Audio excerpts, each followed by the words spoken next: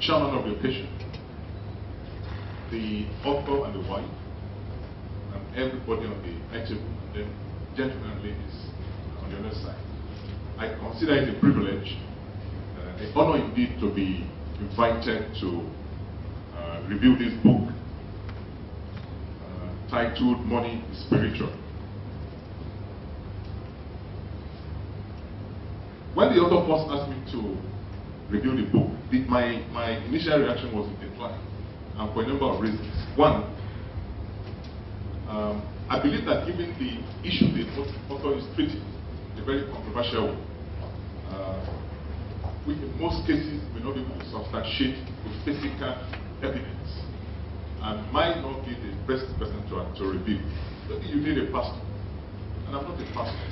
So I told him, why don't you look for a pastor to review the book? Then secondly, and this is a very important one, I was one who wrote the preface to the book, and I thought asking me again to review it would be an overkill. Why don't you look for somebody else who is likely to be objective, more objective, and then let him do the review. But the author insisted that I should be the one to review, and I had no choice than to accept the wisdom of the author to review the book today. And then two things assisted me to accept on a second thought. Number one, I am very close to the author, and I am persuaded that he did not write the book to raise money or to make money. I think he did it. I'm persuaded that he did the book to share his experience. He was on my coaching class, and I can confirm that he was the first one who got in contact with me. He was able to bring about 5 other individuals, including his pastor friend, to the coaching program. So he's a man who loves to share knowledge. I thought we'll give him a round of applause for that.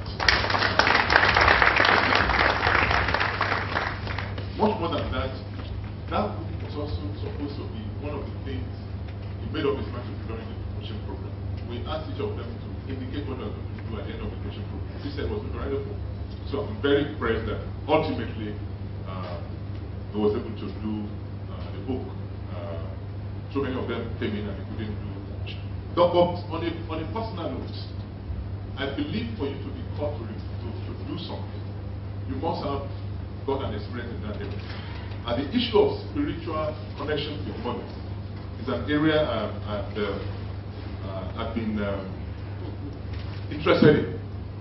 I spent quite a lot of time investigating this connection, and I thought coming here to do the review, I might just want to share one or two experiences before I go in. You see, the other reason I didn't want to take it was that you can really not explain the connection between spiritual things and money in concrete terms. You have to personally experience it for you to express or appreciate it. Just two examples. I wanted to test an aspect which the author also treated in the book, the connection between downloading information from the spiritual realm and using that to make certain things happen. I wanted to experiment with the law of giving. The law of giving. And I started in a very elementary form. I'm just telling you why I think this book is of interest to me and should be of interest to everybody.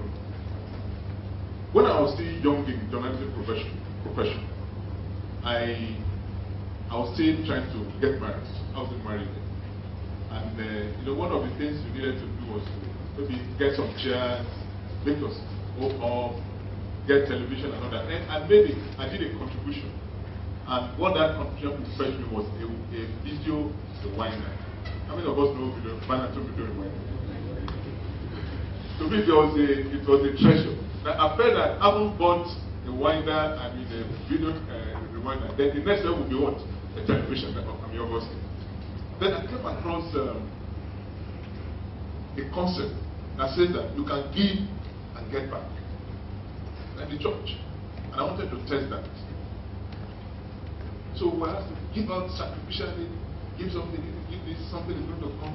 Okay, let's try that. So I carry my, in any case, it wasn't useful to me because there was no television.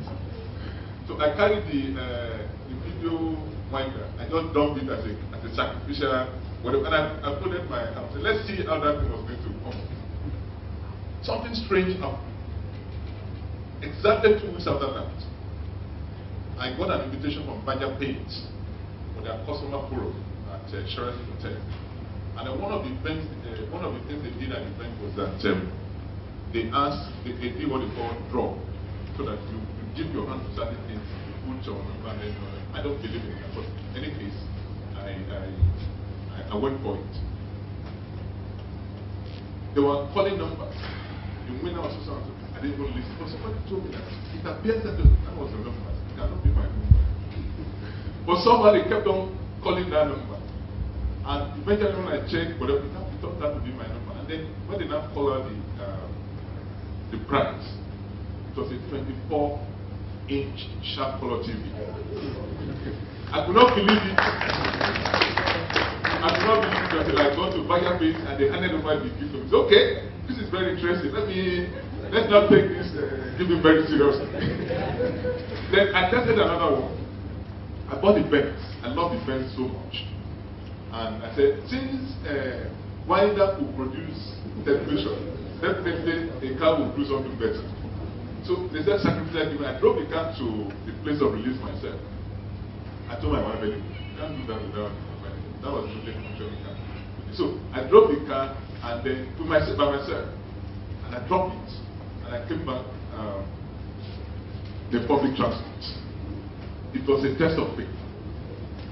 Because there was no other functioning car to use. Now, my own understanding was that I drove a video winder. It produced television.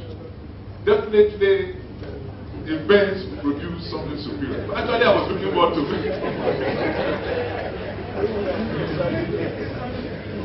I was looking forward to a BMW, brand new BMW. Somebody, I said, maybe after some time, God just told me to give you a BMW. So BMW was in my mind as I was. So every single day, I was expecting somebody to tap me on the shoulder and say, BMW. First month, I didn't see anybody.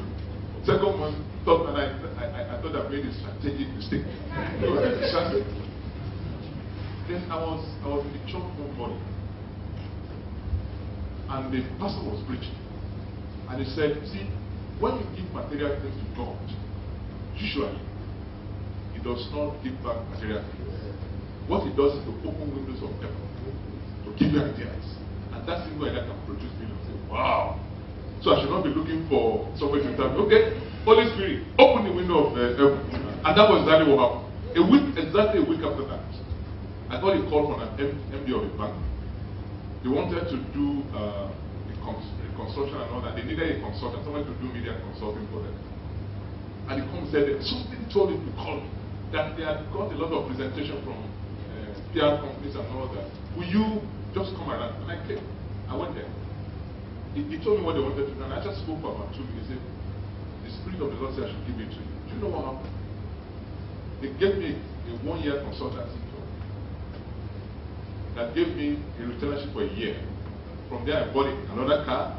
I bought a car for my wife, and I had enough to also save. So the spiritual things actually produce the physical things. Lastly, before I go into the something, I need to state this background so that I can understand that they cannot be explained. For instance, I can't explain what happened. I can't tell you